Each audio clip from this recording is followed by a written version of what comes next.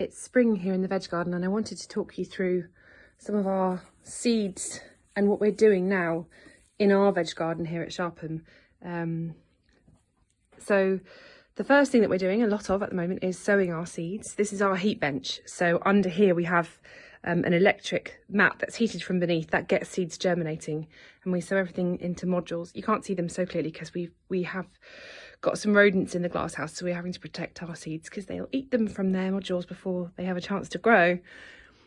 So we have those on the heat, and then they come off the heat. Now it's perfect time right now for sowing things like beetroots, celery, lots of herbs, basil, coriander.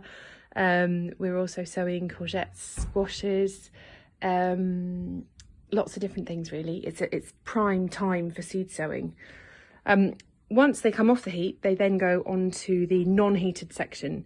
These ones are our tomato plants and our peppers. They've all been pricked out, but we tend not to prick things out. We just leave them in their modules. They come on to the cooler section of the glass house or into the polytunnel. We have some propagation stuff in there, and that just gets them acclimatized to not being so hot.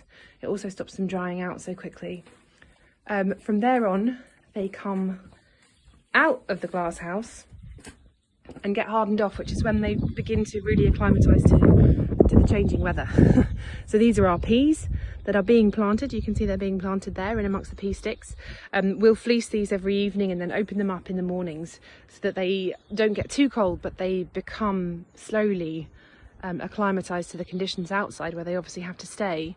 When they get planted, they then go into the beds with fleece still covering them. So that's what we're also doing. You can see our string lines out, getting them in nice straight lines so everyone can see clearly what's a plant and what's not a plant, and we can weed between the rows.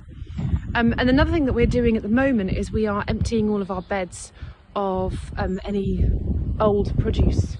I'll show you in the glass house. You can see we have some chard here that's going to seed. You can see these flower spikes coming up, and in the beds in the garden, these chard beds are from last season. So as soon as we see them flowering or beginning to flower, we'll pull them out and clear and ready the beds for the coming crop. Now we no dig here, so we don't actually dig the soil, but we stick a fork in and just wiggle it around to aerate it, is what it's called. And then we mulch over the top. So we put our own compost that we've used, that we've produced here, and then add to it some council waste compost that we get from all the food waste and food bins. And that goes over the top of everything. It just encourages the soil biodiversity. And you can see this is our squash bed, ready for squashes, which we sowed last week and are just beginning to germinate now.